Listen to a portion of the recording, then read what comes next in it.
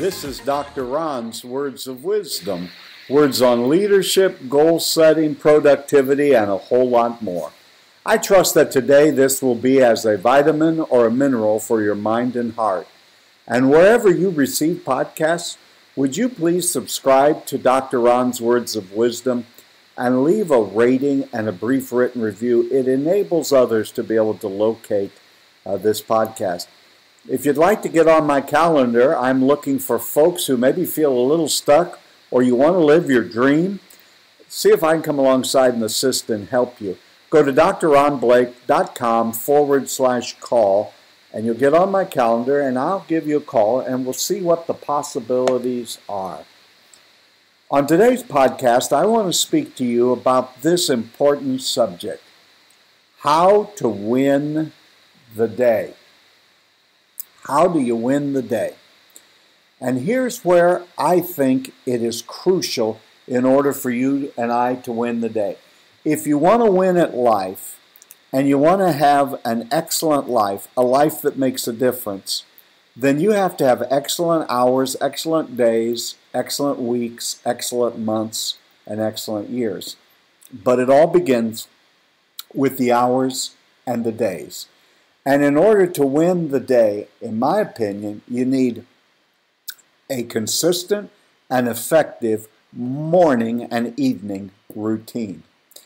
I am such a firm believer in this subject. I'm going to speak this time on this podcast almost strictly about the morning routine.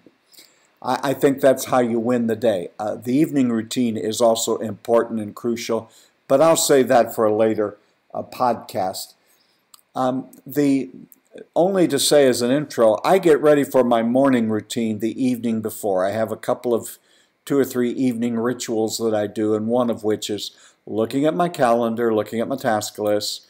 You might call it a to-do list, seeing what sorts of things I have for the next day, meetings to attend, people I'm meeting with. I kind of go over in my mind, what is it I'm going to be discussing, what's going to transpire. Are there materials that I need to take to those appointments and meetings? Then I get them right now, put them in a folder, put them in my backpack or my briefcase, whichever I'm using that day, and make sure that I have it with me. I go over some questions or comments or things that I want to do. And then I'm a great believer in that you need an adequate amount of sleep.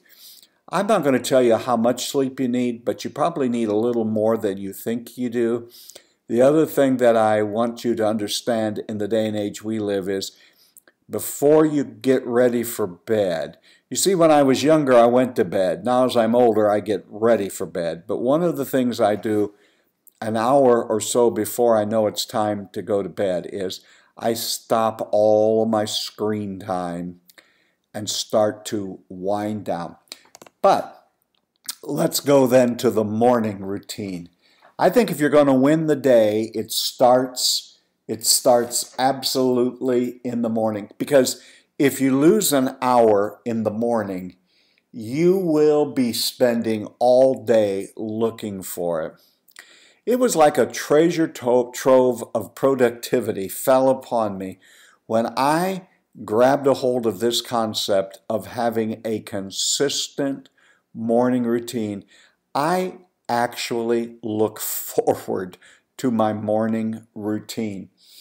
And one of the significant things that I want to tell you that happens is that night before, to get ready for it, I look at what my goals are. I don't rework them, but I look at them, think about what I have to do in the next day. And then the night before, I list these are the 3 most important tasks that must be done this next day. I cannot go to bed tomorrow evening until these 3 are completed. And I like for absolutely the floor of this is one of them has to be goal-oriented, has to move me toward my goals, ideally 2. Now, this is not the same as grunt work or things that you have to do. I have more than 3 things on my task or to-do list, but there are 3 that are so crucial. I will not go to bed the next evening until those 3 are done.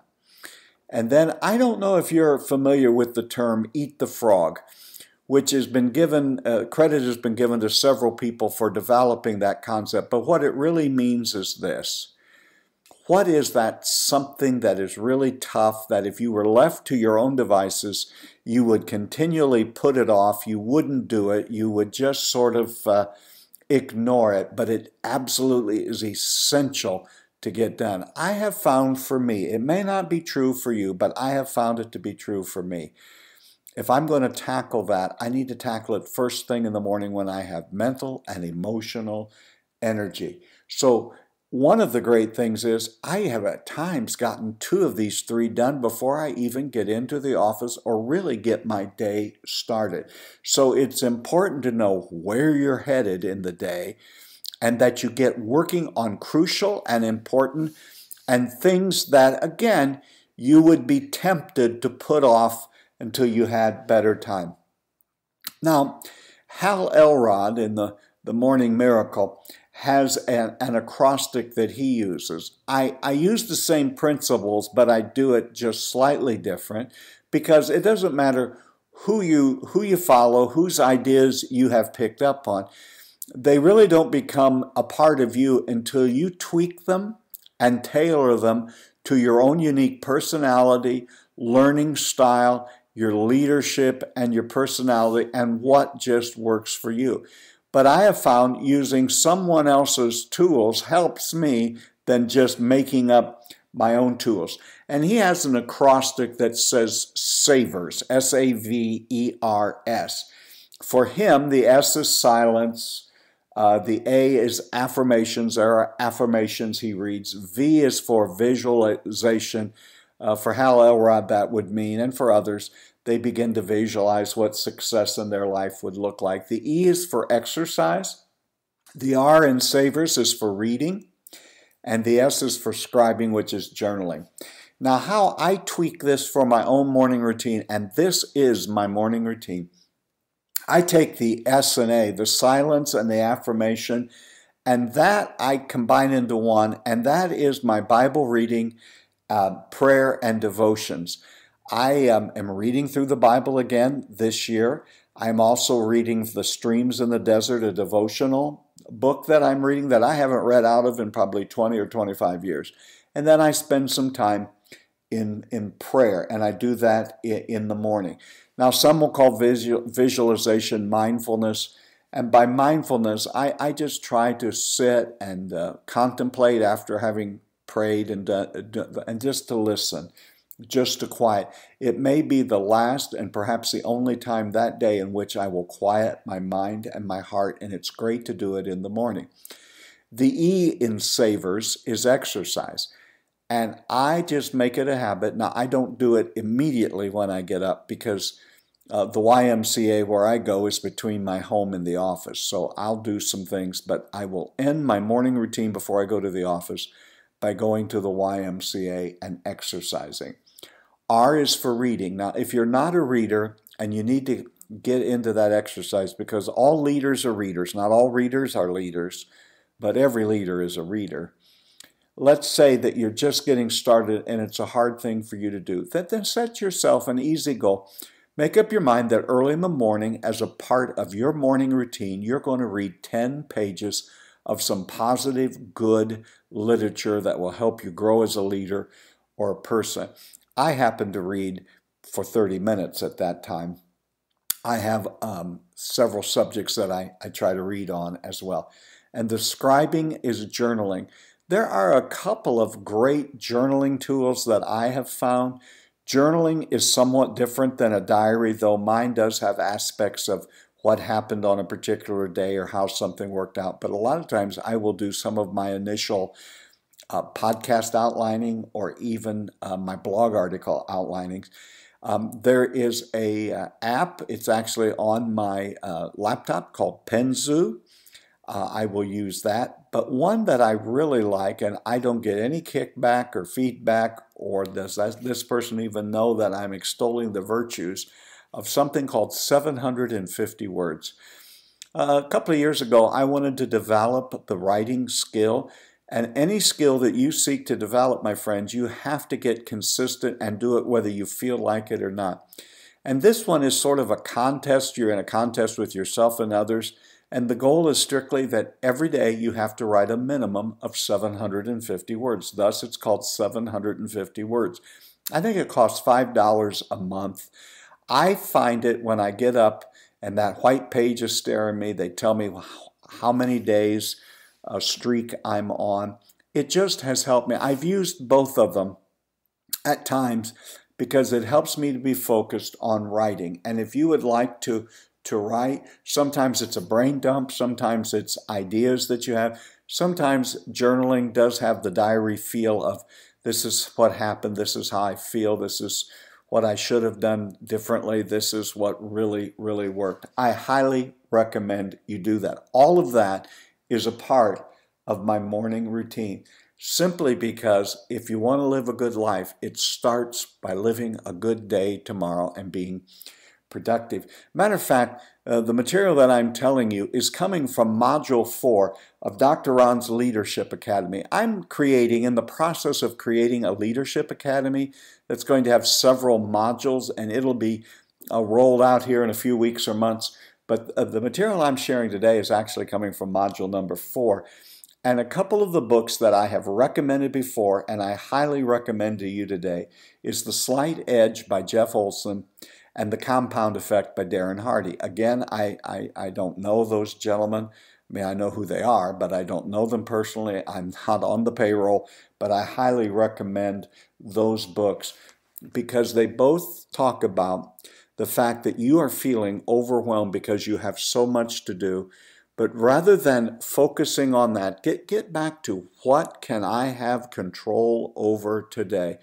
What consistent, incremental action can I take today and then compounded or the slight edge over the next few weeks, days, weeks, and months will lead to an enormous impact. You don't have to get it all accomplished today. But I highly recommend, and I spend an entire module in Dr. Ron's Leadership Academy on slight edge and compound effect and taking small, incremental, consistent steps. What a major difference it does. The other thing that I do during my morning ritual is I look at my calendar over the day, again, looking at the things that I have to do. There are things that are already on my schedule. There are some things I need to do every day or every week that are just a part of my job. They're not particularly glamorous. It's like in any responsibility that any of us have, there are just certain things that go along with holding particular jobs and positions.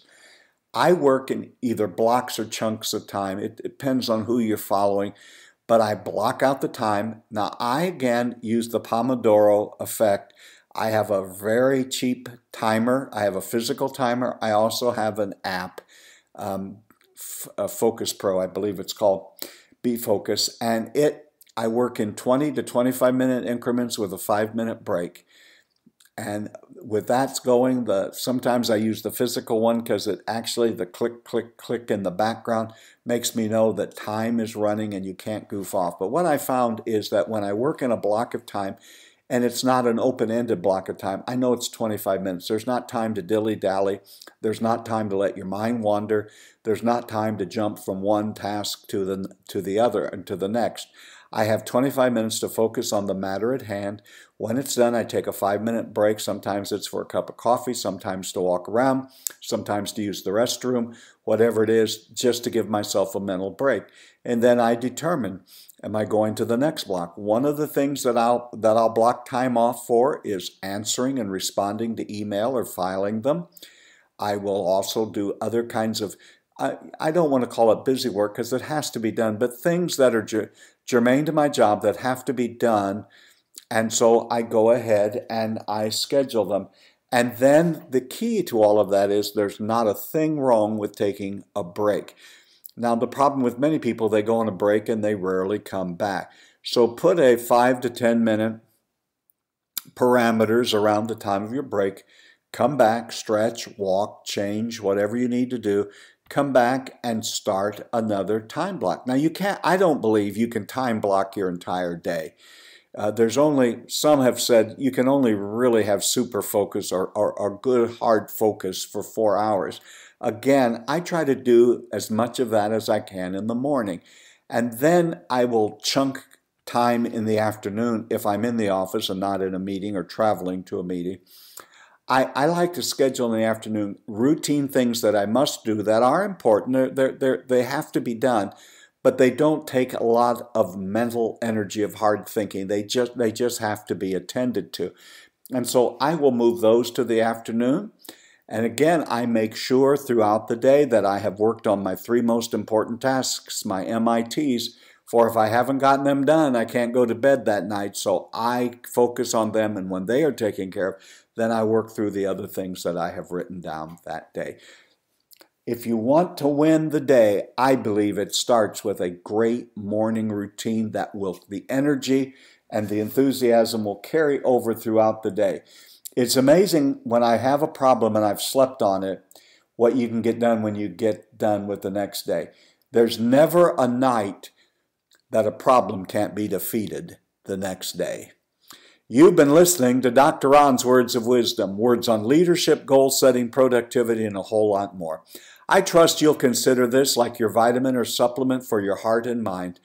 And wherever you receive podcasts, please subscribe to Dr. Ron's Words of Wisdom. Remember, my leadership friend, you are doing significantly better than you think you are. You really are. You're making a difference. And until next time, this is Dr. Ron saying, have a great and blessed day.